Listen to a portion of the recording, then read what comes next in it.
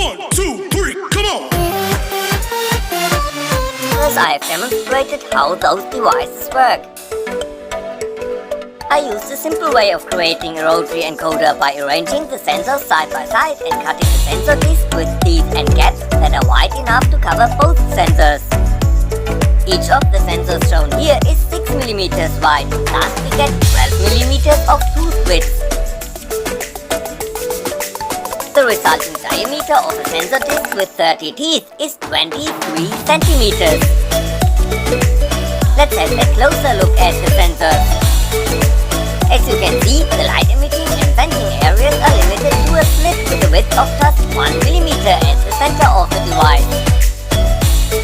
With the sensors being side by side, we can reduce the tooth width to a minimum of 7 mm, resulting in a disc diameter of just 13 cm.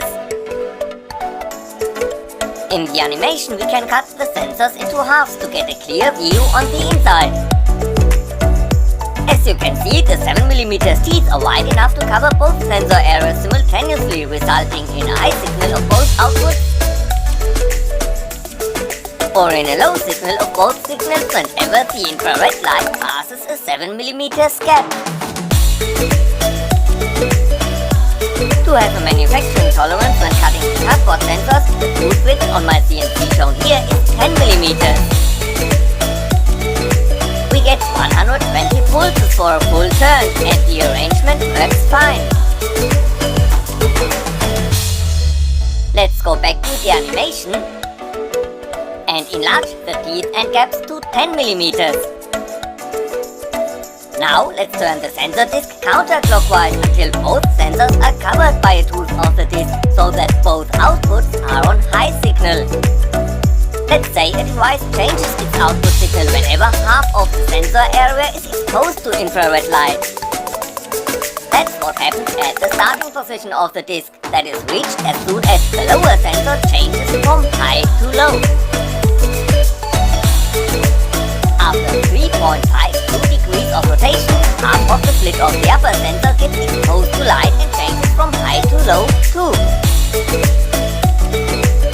Another 2.48 degrees of rotation and the lower sensor changes from low back to high signal.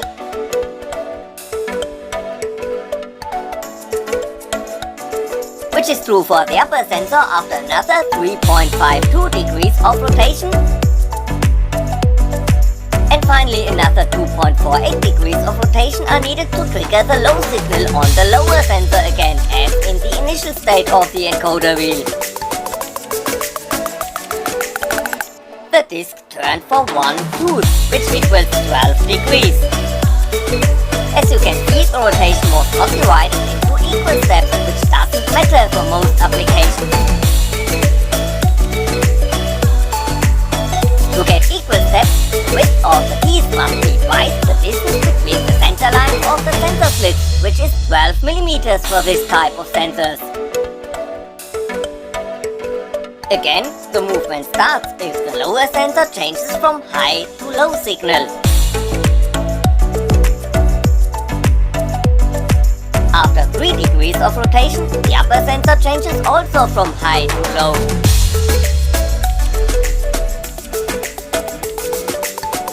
At 6 degrees of rotation, the lower sensor changes back to high signal.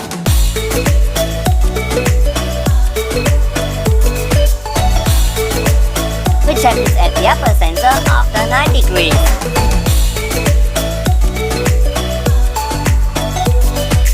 The initial state is reached after 12 degrees when the lower sensor changes back to low signal.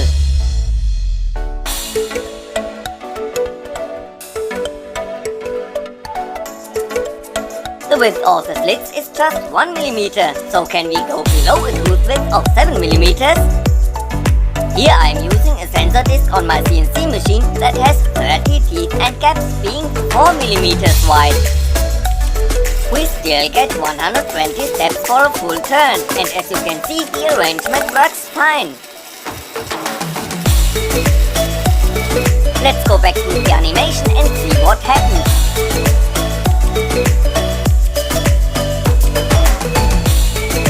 At this position, both sensors are blocked, but now by two different pieces of the disc. turn the disc counterclockwise until the lower sensor changes from high to low, which is the initial position marked by 0 degrees.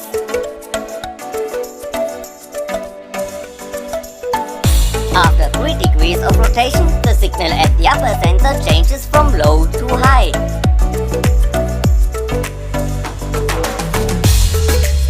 The lower sensor is covered by the next tooth and changes its state after 6 degrees.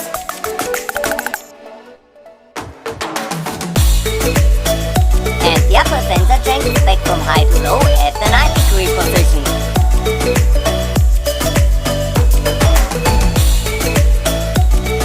After 12 degrees, the sensor disc has moved for one tooth, with both sensors being in the initial state. When having a look at the table of output states, you can see that it differs from that of the previous run, with one tooth covering both sensors. To get an identical sequence of output signals, you must swap the sensor pins.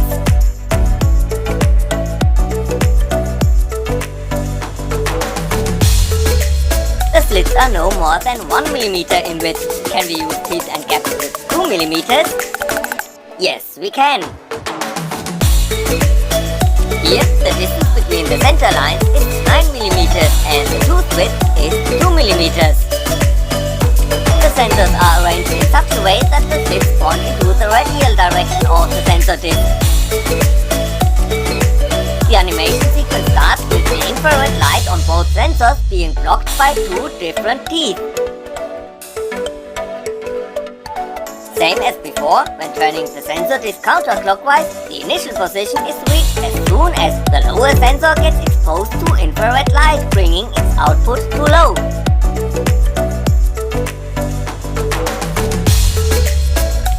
The first step ends when the upper sensor is brought to low signal 2.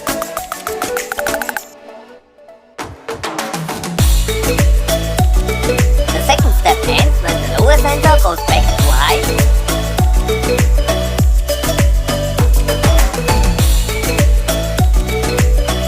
The third step when the upper sensor is brought to high again. And finally the fourth step ends as soon as the lower sensor falls back to low signal. The sensor disc moved for one tooth or 12 degrees, and the movement has been divided into 4 equal steps having 3 degrees each.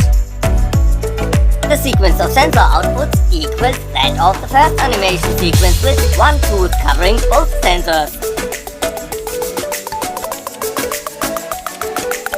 The second sensor can be put anywhere on the wheel as long as it is an integer of the tooth and gap width plus or minus half a tooth width apart from the first one.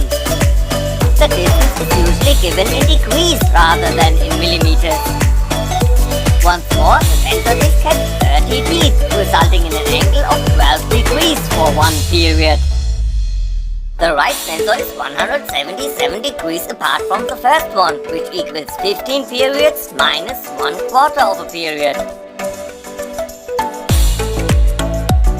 Same as before, 4 steps are triggered whenever the sensor wheel turns for one tooth. Thus, we get 120 steps for a full turn.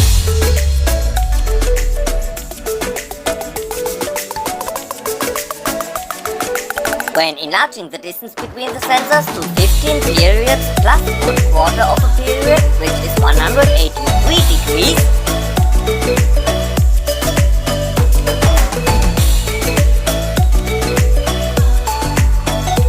we still get 120 pulses for a full turn, but the sequence of output signals changes.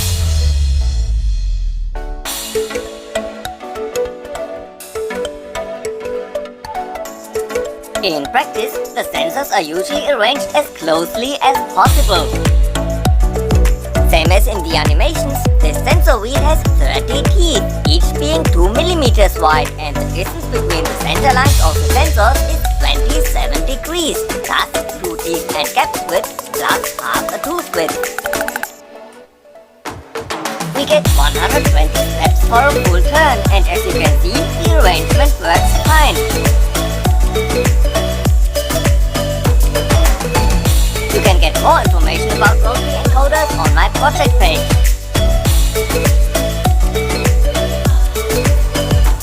If you like this video, use the donate button on my pages to keep my open source, open access projects going.